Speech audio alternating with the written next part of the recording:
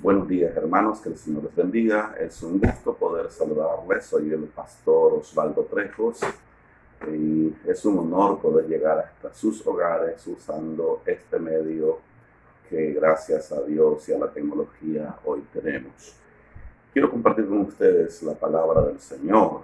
Hoy es un día sábado 4 de abril del año 2020. Este es un año que ha tenido muchas complicaciones, pero también confiamos que es el año que el Señor nos ha dado para ver su gracia, su amor, su poder y Él obrando siempre a favor de sus hijos. Que Dios les bendiga entonces. Quiero compartir con ustedes la palabra y el mensaje lo he titulado Los 3 momentos más importantes en tu vida. No lo olvides, los 3 momentos más importantes en tu vida y en la vida de todas las personas. Para ello quiero leer la palabra de Dios que se encuentra en Jeremías 1, 4 y 5. Jeremías capítulo 1, versos 4 y 5. Vino pues palabra de Jehová a mí diciendo: antes que te formases en el vientre te conocí, y antes que nacieses te santifiqué y te di por profeta a las naciones. Jeremías es un caso especial. Dios, dice la Biblia, que lo llamó desde antes de que él naciera, antes que él fuera formado en el vientre de su madre. Dios ya lo había escogido y lo había llamado para el ministerio profético en la nación de Israel. La vida es un milagro, y la vida y el milagro de la vida comienza desde que nacemos. Fíjense estos datos: entre 250 y 300 millones de espermatozoides buscan el óvulo fértil de mamá cuando nosotros fuimos concebidos. Solo el 20% de ellos son sanos. Esto explica el espermatograma, un examen de laboratorio.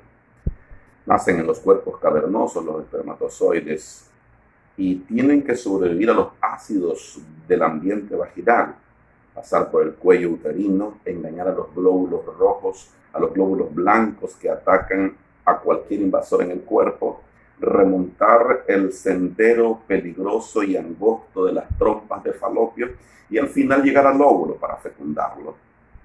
De entre esos 250 y 300 millones de personitas en el maratón por la vida, ganamos usted y yo. Somos ganadores, somos campeones. Nadie puede decir no puedo, nadie puede decir soy inútil, nadie puede decir soy incapaz, porque todos somos capaces, todos somos fuertes desde antes que naciéramos, y en el proceso de nacer fue demostrado. El primer momento más importante en la vida de una persona entonces es cuando nace. Ya leíamos entonces Jeremías 1, 4 y 5. Y dice la palabra del Señor: vino a mí y me dijo, antes que te formaras en el vientre de tu madre te conocí. Amigo, amiga, hermano, hermana. Dios nos conoce desde antes que fuésemos concebidos en el vientre de nuestra madre. Y eso es una buena palabra del Señor. Dice la versión sencilla: vino a mí palabra de Jehová diciendo, antes que yo te formase en el vientre te conocí, y antes que salieras de la matriz te consagré y te di por profeta a las naciones. Yo soy psicólogo clínico de profesión, y cuando atiendo niños siempre hago una pregunta a las mamás, y es esta: ¿este niño fue planificado? ¿Fue producto de un plan? ¿Fue un parto, un embarazo espontáneo? Esa es una buena pregunta. Porque sabe una cosa, nosotros estamos aquí porque fuimos pensados, planificados por Dios. Fuimos planificados por el Señor. Dice Proverbios 31:2, qué hijo mío, qué hijo de mi vientre y qué hijo de mis deseos, dice la versión del año 60. Y dice la versión en lenguaje sencilla, oh hijo mío, oh hijo de mi vientre, oh hijo de mis votos. Fíjense qué interesante, la 60 dice de mis deseos, y la del 60 dice de mis votos. Como cuando alguien dice, Señor, por favor, dame un hijo y te lo consagraré. Eso es hacer un voto. Planificado. Creamos condiciones. Es un niño saludable. Tiene condiciones para nacer, crecer y desarrollarse. Hay un salmo que es interesante y es el Salmo 139, verso 16, que dice, mi embrión vieron tus ojos, dice la versión 60. La versión en lenguaje sencillo dice: tus ojos vieron mi embrión y en tu libro estaban escritas todas aquellas cosas que serían y ocurrirían en mi vida, porque todo tú lo tenías planificado. La Nueva Versión Internacional dice: tus ojos vieron mi cuerpo en gestación. Todo estaba ya escrito en tu libro. Todos mis días estaban diseñados, aunque no existía uno solo de ellos. Tú ya lo sabías todo. Dios tiene planes para nosotros y eso es bueno saberlo. Aunque el mundo esté pasando por dificultades, nosotros seguimos confiando en el Señor porque Él está guiando el proceso de nuestras vidas. Dice Jeremías 29:11, porque yo sé los planes que tengo para vosotros, dice Jehová, planes de paz y no de mal, para darles el fin que esperan. El pueblo estaba en cautiverio en Babilonia. Dios promete que ellos regresarían a su tierra. ¿Qué significaba para ellos su tierra? Dios les dice: yo tengo planes. Tal vez era su casa, su hogar, su tierra, tierra de tranquilidad, tierra de prosperidad. Decía la Biblia: tierra que fluye leche y miel. Miel es dulzura, sosiego, relax, gozo, prosperidad. Todos los tesoros de los cielos son nuestros, dice la Biblia. Cuenta la historia de la palabra del Señor y dice en San Lucas 15, 22 al 31, pero el padre dijo a sus siervos: sacad el vestido y vestidle y ponerle un anillo en su dedo y calzado en sus pies. Es la historia del hijo pródigo. Se había ido, dice la Biblia, pidió perdidamente, pero cuando regresó su padre lo estaba esperando porque su padre tenía planes con él. Hermanos y hermanas, pero el hermano mayor del hijo pródigo estaba molesto porque él andaba en el campo, dice la palabra, cuidando la finca, las bienes, las posesiones. Y cuando regresó, yo que había una fiesta y uno de sus criados le dijo: es que tu hermano regresó y tu papá hizo una gran fiesta porque tu hermano regresó. Y el muchacho mayor se puso enojado y no quería entrar. Y el padre salió a recibirlo y le dijo: hijo, tu hermano se había perdido y ha sido encontrado, se había muerto y ha vuelto a la vida. Y el muchacho le dice: padre, todo el tiempo he estado contigo y nunca me has dado ni un cabrito. Y el padre le dijo: ay, hijo, qué tonto eres, y todo lo que es mío es tuyo. Hermanos y hermanas, todas las cosas que son del Señor, de nuestro Dios, son nuestras, porque nosotros somos sus hijos. La palabra del Señor, dice la Biblia en Deuteronomio 39, Jehová tu Dios hará que sobreabundes en todas las obras de tus manos, en el fruto de tu vientre, en el fruto de tu ganado y en el fruto de tu tierra, pues Jehová volverá a gozarse en ti para siempre. Así ha dicho Jehová el Señor. Dios tiene un plan. Aunque estemos pasando crisis, aunque estemos pasando dificultades, sigamos confiando en que Dios tiene el control, que Él nos creó, que Él nos diseñó, que Él nos planificó y que estamos en su presencia, que estamos en sus manos y que Él sigue teniendo el control. Amén.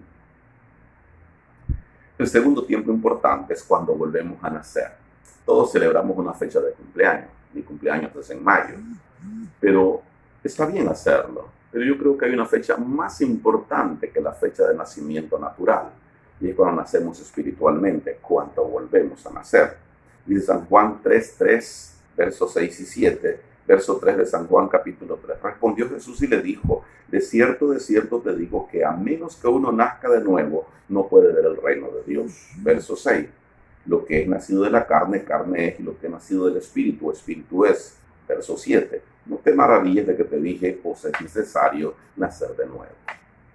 El segundo nacimiento más importante es cuando volvemos a nacer, porque cuando vivimos realmente. Antes existíamos sin Cristo, ahora vivimos, y la Biblia dice que vivimos eternamente y para siempre, y que ahora tenemos una vida abundante. En la vida debemos tomar decisiones, y es imposible no tomarlas. Uno, ¿dónde voy a vivir? ¿Dónde voy a estudiar? ¿Dónde viviré cuando sea adulto? ¿Con quién me casaré? ¿Dónde pasaré la eternidad? ¿En el cielo o en el infierno? Dios a nosotros nos dio la capacidad de decidir. Dice San Juan 15:16, vosotros no me elegisteis a mí, sino que yo os elegí a ustedes y los he puesto para que vayan y lleven fruto y para que vuestro fruto permanezca. Dios nos escogió como sus hijos. No estamos aquí en la presencia del Señor como sus hijos por casualidad. Estamos aquí porque somos el proyecto del Señor. Dios nos eligió a nosotros, dice la Biblia, antes de la fundación del mundo. Por eso nosotros podemos confiar en el Señor. No olvide el primer tiempo importante, cuando nacimos. Somos producto de un milagro. 250 a 300 millones de espermas buscaban un óvulo y llegué yo.